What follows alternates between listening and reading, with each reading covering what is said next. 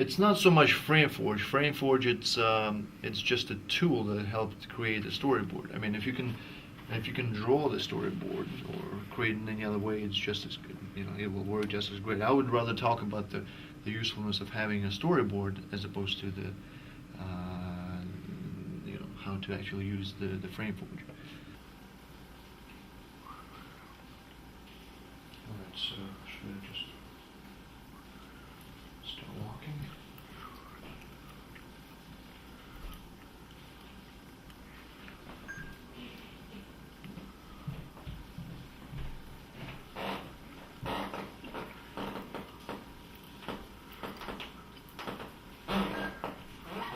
And I think we got it. Alright, next. Next.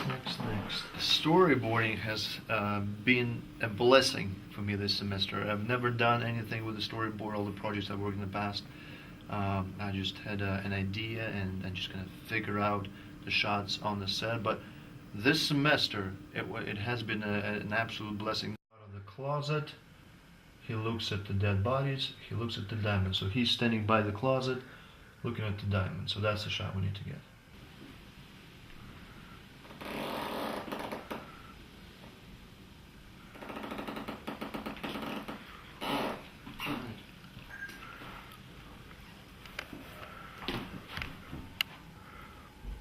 So next, we'll get a shot of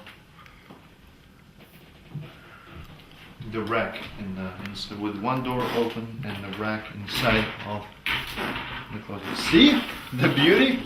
It's a fake closet, just the doors. And it's not really a rack. So when you have pre-visualized the storyboard, when you have everything on paper, or in my case, I had it on the iPhone and the computer on the laptop. All you need to do, you just show up on the set and you figure out how to get those shots. You don't have to think about the framing. You don't have to think about which way the actor is looking. And as a matter of fact, it has happened quite a few times where we would, on the set, we would ask ourselves, where is the actor looking? In what direction? And then we're like, oh, wait a second. Let's look at the storyboard, and then we know exactly. That way we're not crossing any axes, and everything is consistent, and then hopefully cuts very well at the end. So why do you think that you have to shoot it from that side? I don't understand the axis issue here. Well, to be entirely honest, I don't exactly understand the axis myself entirely either to explain, but in the storyboard, the shot is facing that way, and when we were writing it, somehow we agreed, I think Thomas suggested, that would be the right way to do it. So we're just going to go with that storyboard, and I think that's the right way to do it. While you can create a storyboard in any way, including the old-fashioned drawing, in my case, I cannot draw, and for me, FrameForge has been really a useful tool. It's a very powerful program. It's a 3D rendering software that helps you create a set, add characters, add props, add whatever you need, to a certain extent, of course. Select the lenses, select the camera, select the lights, and help you recreate what you will be working with on set. And it can sometimes be really intimidating, especially when you first open it and try to figure out what's going on in the software. But what I found for myself is that I don't really need it to use all the features that I didn't really understand. But I did try to go a little bit more in depth. One of the very useful features that I took advantage of in FrameForge was the ability to recreate the set to scale. I actually went through all the rooms of our location. I measured them and I entered that information into the program, and then I knew exactly the parameters of what I was going to be working with. I knew the lens, the focal length of the lens I was going to be using on set, which happens to be 24 to 70 millimeters, and by having all that information in FrameForge, I could actually see in the program while I'm sitting in front of the computer what I will be seeing through that lens on the day of the shoot. Just to show you an example right here, this is one of the shots, and you can see that the actor is framed. It's relatively close. You can only see his part of his body and the hand. He's reaching into the suitcase. So if I want to get a wider shot of that, I would have to back up my camera. But you can see on the blueprint right here, this is the red camera. I'm already in the corner, so I can't really back up to get a wider shot, which means that I probably would either need to get a wider lens, which might be difficult, or I would have to reposition all the elements, rethink all the elements in the room so I can get the shot I want. And for me, that was one of the best features and best advantages of using FrameForge for this particular project. Just the ability to recreate the set and see exactly what I'm going to be getting on set before I even get there. Okay, now it's enough, and then we'll raise up.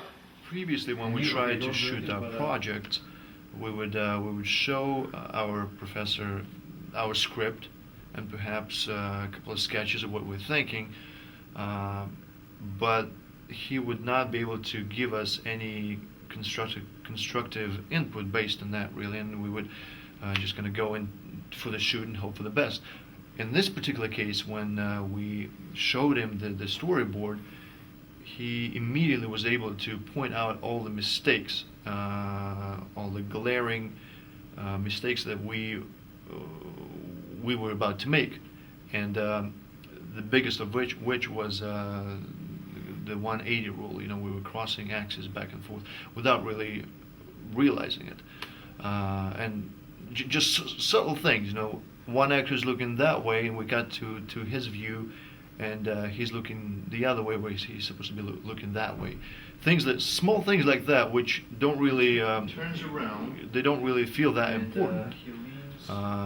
When you actually shoot it, you make a mistake, shoot it, and edit it, they don't work, because then the audience is confused who's where and who's looking at who. Okay. And we'll get that shot last, but first we'll get a shot of you actually looking, your close-up of the face, Okay. and I'll get the bloody shot afterwards. Okay. All right, everybody quiet, and I'm rolling.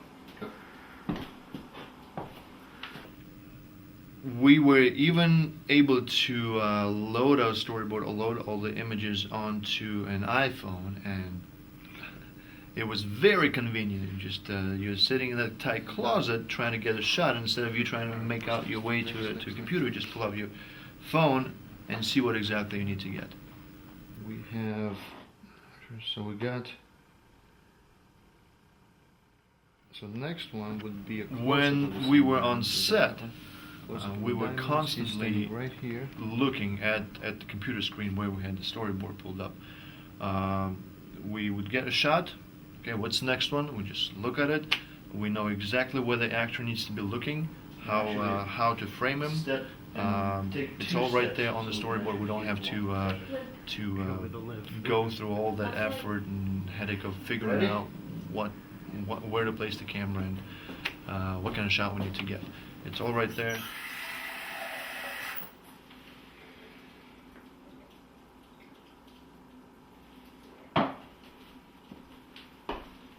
All right, we got that one. So next, Andrew, could you call this real quick? Since this project, I'm a huge proponent of storyboarding, and any serious project from now on that I'm going to work on, I will definitely use FrameForge or any other storyboarding software I can come up with.